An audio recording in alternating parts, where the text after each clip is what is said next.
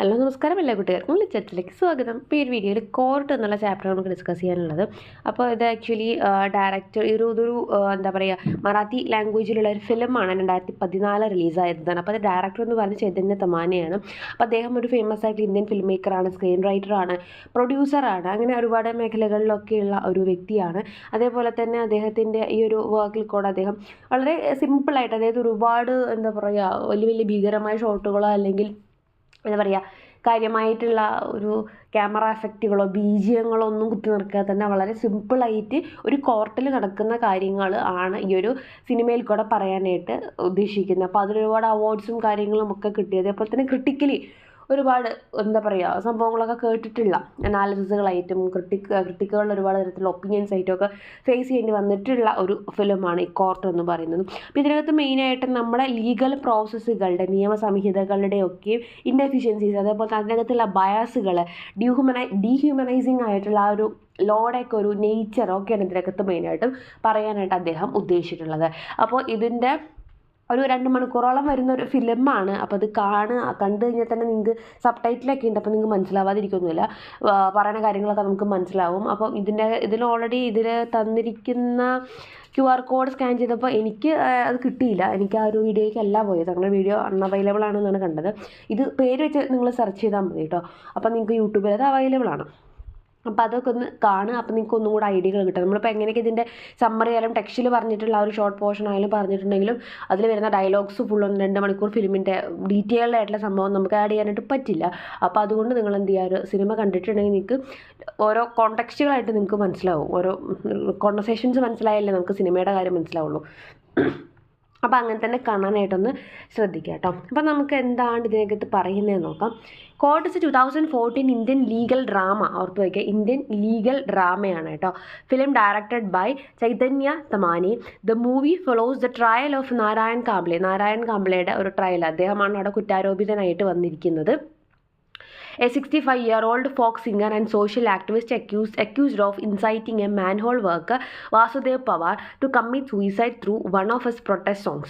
അതായത് അദ്ദേഹം പറയുന്നത് ഈ ഒരു വ്യക്തി ഇപ്പോൾ കുറ്റാരോപിതനായിട്ട് വന്നിട്ടുള്ള നാരായൺ കാംബ്ലെ എന്ന് പറയുന്നത് 65 വയസ്സുള്ള ഒരു എന്താ പറയുക നാടൻ പാട്ടുകളും കവിതകളും ഒക്കെ രചിക്കുന്ന ഒരു മനുഷ്യനാണ്. അതേപോലെ സോഷ്യൽ ആക്ടിവിസ്റ്റാണ്. അദ്ദേഹത്തിൻ്റെ കവിതകളിൽ കൂടെ വരികളിൽ കൂടെ അദ്ദേഹം സോഷ്യൽ ആക്ടിവിസമാണ് പറയാനായിട്ട് ശ്രമിക്കുന്നത്. അപ്പോൾ തീർച്ചയായിട്ടും അദ്ദേഹത്തിനോട് എതിർപ്പുള്ള ഒരുപാട് ആളുകൾ സമൂഹത്തിലുണ്ടാവും അല്ലേ.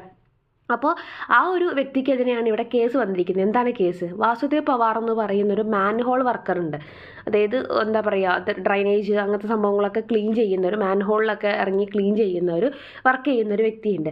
ആ ഒരു വ്യക്തി സൂയിസൈഡ് ചെയ്തു, അല്ലെങ്കിൽ ആ ഒരു വ്യക്തി മരിച്ചിട്ടുണ്ട്. അപ്പോൾ ആ മരണത്തിൻ്റെ കാരണം സൂയിസൈഡാണെന്നും അതേപോലെ തന്നെ ആ ഒരു സൂയിസൈഡിൻ്റെ റീസൺ എന്ന് പറയുന്നത് ഈ ഒരു വ്യക്തിയുടെ നമ്മുടെ നാരായൺ കാംബ്ലെയുടെ കവിതകൾ, അത് സൂയിസൈഡിനെ കുറിച്ചൊക്കെ പറയുന്ന കവിതകൾ ഒരുപാട് അദ്ദേഹം എഴുതിയിട്ടുണ്ട്. അപ്പോൾ അതിൽ നിന്നും എന്താ പറയുക പ്രചോദനം ഉൾക്കൊണ്ടിട്ടാണ് അദ്ദേഹം അങ്ങനെ ഒരു കടുങ്കൈ ചെയ്തത് എന്നും പറഞ്ഞിട്ട് ആ ഒരു ആത്മഹത്യാ പ്രേരണ കുറ്റം ചുമത്തിയിട്ടാണ് ഈ പറയുന്ന നാരായൺ കാംബ്ലെനെ അവിടെ കൊണ്ടുവന്നിട്ട് വിസ്തരിക്കുന്നത്.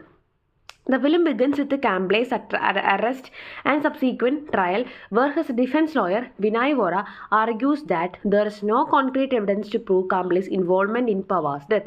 അപ്പോൾ അദ്ദേഹത്തിൻ്റെ ലോയർ പറയുന്നുണ്ട് ഇതിൽ ഡയറക്റ്റായിട്ട് യാതൊരു ബന്ധവും ഇദ്ദേഹമായിട്ട് നാരായൺ കാംബ്ലെയായിട്ട് യാതൊരു ബന്ധവും ഈ ഒരു മരണത്തിനില്ല എന്നൊക്കെ അദ്ദേഹം പറയുന്നുണ്ട്. നമ്മുടെ ഓപ്പോസിറ്റ് നിൽക്കുന്ന അല്ലെങ്കിൽ ആ ഒരു പ്രോസിക്യൂഷൻ വക്കീൽ പറയുന്നുണ്ട്, ചോദിക്കുന്നുണ്ട് ഇദ്ദേഹത്തിനോട്, നാരായൺ കാംബ്ലെയോട് ചോദിക്കുന്നത് നിങ്ങൾ സൂയിസൈഡ് റിലേറ്റഡ് ആയിട്ടുള്ള കവിതകൾ എഴുതിയിട്ടുണ്ടോ എന്ന് ചോദിക്കുമ്പോൾ അദ്ദേഹം ഞാൻ എഴുതിയിട്ടുണ്ട്. അപ്പോൾ അന്നത്തെ ദിവസം എഴുതിയിട്ടുണ്ടോ എന്ന് ചോദിക്കുമ്പോൾ അതെനിക്ക് ഓർമ്മയില്ല, ഞാൻ പൊതുവെ എഴുതാറുണ്ട് എന്നൊക്കെ അദ്ദേഹം സമ്മതിക്കുന്നുണ്ട്. പക്ഷേ അദ്ദേഹത്തിൻ്റെ കവിത കാരണമാണ് ഒരു മനുഷ്യൻ മരിച്ചത് എന്നുള്ളത് ഒരിക്കലും അയാൾ സമ്മതിച്ചു കൊടുക്കുന്നില്ല. അപ്പം ഇവർ പറയുന്നത് എന്താണെന്ന് വെച്ച് കഴിഞ്ഞാൽ ദൃക്സാക്ഷി ഉണ്ടായിരുന്നു. ദൃക്സാക്ഷി പറയുന്നത് എന്താണെന്ന് വെച്ച് കഴിഞ്ഞാൽ ഈ മരിച്ച ദിവസം, ഇദ്ദേഹത്തിനെ മരിച്ച് കാണപ്പെട്ട ദിവസം ഈ ഒരു വ്യക്തി ഇദ്ദേഹത്തിൻ്റെ നമ്മുടെ നാരായൺ കാംബ്ലെയുടെ പേര് പറയുന്ന അദ്ദേഹത്തിൻ്റെ കവിതകൾ പാടുന്നതൊക്കെ കേട്ടിട്ടുണ്ട്. അപ്പോൾ അതുകൊണ്ട് തീർച്ചയായിട്ടും ആ കവിതയിൽ നിന്നും പ്രചോദനം ഉൾക്കൊണ്ടിട്ടാണ് അയാൾ ആത്മഹത്യ ചെയ്തത് എന്നാണ് ആ ഒരു പോയിന്റ് ഓഫ് വ്യൂവിലാണ് അങ്ങനെ ഒരു കേസ് അവിടെ വന്നിട്ടുള്ളത് എന്നുള്ളത് മനസ്സിലാക്കുക കേട്ടോ. അപ്പം നമ്മുടെ വക്കീൽ പറയുന്നുണ്ട് ഇദ്ദേഹത്തിനെതിരെ പ്രത്യേകിച്ച് തെളിവുകളൊന്നും ഇല്ലാത്തതുകൊണ്ട് അദ്ദേഹം കുറ്റം ചെയ്തിട്ടില്ല എന്നൊക്കെ പറഞ്ഞിട്ട് വാദിക്കണമൊക്കെ ഉണ്ട്. The prosecution led by Nutan tries to establish a connection between Kamble songs and Pawar suicide. പക്ഷേ ഓപ്പോസിറ്റ് നിൽക്കുന്ന വക്കീൽ എന്താണ്, തീർച്ചയായിട്ടും ഇത് തമ്മിൽ ബന്ധമുണ്ട്, ഇദ്ദേഹത്തിൻ്റെ കവിതകളും ആ മരിച്ചുപോയ പവാറിൻ്റെ എന്താ പറയുക ആത്മഹത്യയും തമ്മിൽ ബന്ധമുണ്ട് എന്ന് തന്നെയാണ് അവരവിടെ ആരോപിക്കാനായിട്ട് ശ്രമിച്ചിട്ടുണ്ടായിരുന്നു. As a trial progresses the personal lives of the lawyers and judge are revealed. അങ്ങനെ അതിൻ്റെ ഇടയിൽ കൂടെ ഇവരുടെ ഈ എന്താ പറയുക ഈ രണ്ട് വക്കീലുമാരുടെയും 2 ലോയേഴ്സിൻ്റെയും അതേപോലെ തന്നെ ജഡ്ജിൻ്റെയും ഒക്കെ പേഴ്സണൽ ലൈഫ് അതിൻ്റെ ഇടയിൽ കൂടെ കാണിക്കുന്നുണ്ട്.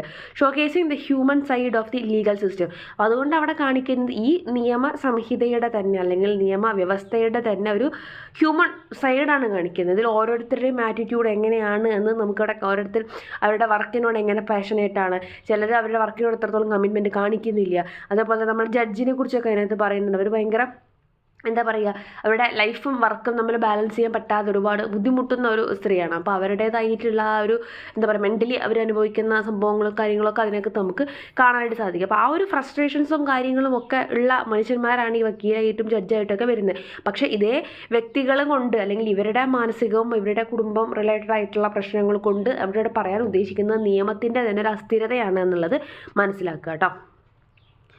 പിന്നെന്താണ്, The film highlights the inefficiencies and biases of the Indian judicial system. Indian judicial സിസ്റ്റത്തിൻ്റെ ഒരു അപര്യാപ്തതകൾ അതേപോലെ തന്നെ ബയസുകളൊക്കെ അതിനകത്ത് കാണിക്കുന്നുണ്ട്. Where the accused is often presumed guilty under proven innocent.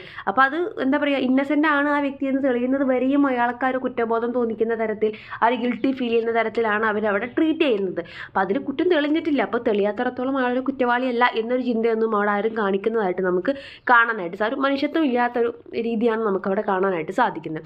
The investigation into Pawar's death is led by a police officer who links Kamble to an incarcerated man Ashwin Bhagat through a letter accusing them of planning illegal activity.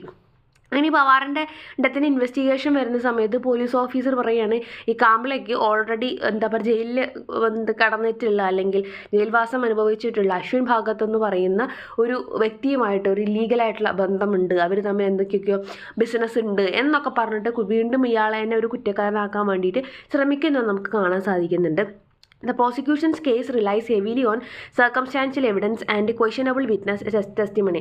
അപ്പോൾ ഇതിനകത്തുള്ള വിറ്റ്നസ്സുകളും ഈ പറയുന്ന പോലത്തെ ഇദ്ദേഹം എന്ന് പറയുന്നത് ഈ കുറ്റാരോപിതനായിട്ട് നിൽക്കുന്ന ഈ വ്യക്തി എന്ന് പറയുന്നത് ഈ പറഞ്ഞ പോലെ ഒരു അശ്വിൻ ഭാഗത്ത് എന്ന് പറയുന്ന ഓൾറെഡി കുറ്റങ്ങൾ ചെയ്തിട്ടുള്ള അല്ലെങ്കിൽ ജയിൽവാസം അനുഭവിച്ചിട്ടുള്ള വ്യക്തിയായിട്ട് ബന്ധമുണ്ട്, അപ്പോൾ ഇവർ തമ്മിൽ ഇല്ലീഗൽ ബന്ധമുണ്ട് എന്നൊക്കെ പറയുന്നുണ്ട്. പക്ഷെ അപ്പോഴൊക്കെ ഇദ്ദേഹം പറയുന്നുണ്ട് അതായത് അങ്ങനെയല്ല, ഞങ്ങൾ എന്താ പറയുക അയാളുടെ കുടുംബവുമായിട്ട് സഹായം എന്നുള്ള രീതിയിലാണ്, അയാൾ ജയിലിൽ കിടക്കുന്ന സമയത്ത് സഹായം എന്നുള്ള രീതിയിലാണ് ഞാൻ ചെയ്തിട്ടുള്ളൂ, അല്ലാതെ ഞങ്ങൾ തമ്മിൽ അങ്ങനെ ബിസിനസ് അല്ലെങ്കിൽ ആ ഒരു രീതിക്ക് ഇല്ലീഗലായിട്ടുള്ള റിലേഷനും ഇല്ല എന്നൊക്കെ അദ്ദേഹം പറയണതൊക്കെ നമുക്ക് സിനിമയിൽ കാണാം കേട്ടോ. Throughout the film, the director critiques the Indian legal system, highlighting its flaws and biases. Indian legal സിസ്റ്റത്തിൻ്റെ കുറവുകൾ അതേപോലെ തന്നെ ബയസുകളൊക്കെ ഇവിടെ കാണാൻ സാധിക്കുന്നുണ്ട്. The film also sheds light on the struggles of marginalized communities and the role of protest music in bringing attention to their plight.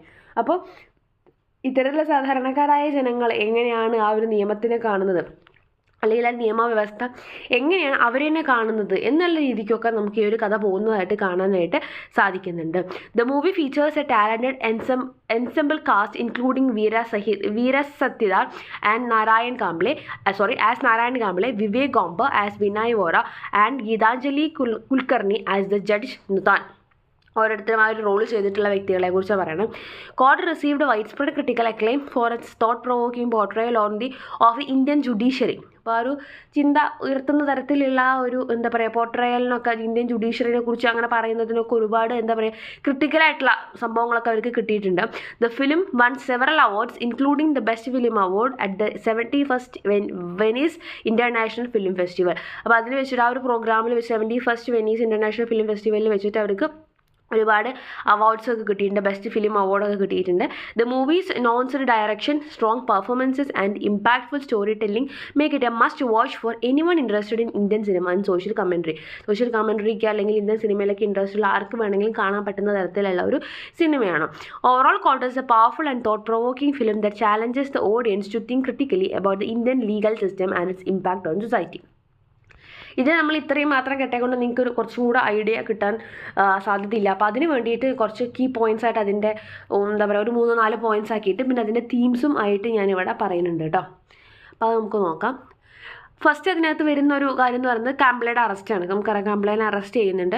Kamble is accused of inciting Pawar to commit suicide through his protest song. അപ്പോൾ എന്തിനാണ് arrest ചെയ്യുന്നത്? പവാറിൻ്റെ മരണത്തിന് കാരണം അദ്ദേഹത്തിൻ്റെ നമ്മുടെ കാംബ്ലെയുടെ ഈ പറയുന്ന എന്താ പറയുക സൂയിസൈഡ് റിലേറ്റഡ് ആയിട്ടുള്ള കവിതകൾ അതിൽ നിന്ന് പ്രചോദനം ഉൾക്കൊണ്ടിട്ടാണ് എന്ന് പറഞ്ഞിട്ടാണ് അദ്ദേഹത്തിനെ അറസ്റ്റ് ചെയ്യുന്നത്. പിന്നെ എന്താണ് വിചാരണ നടക്കുന്നു, trial. The trial highlights the inefficiencies and biases of the Indian judicial system.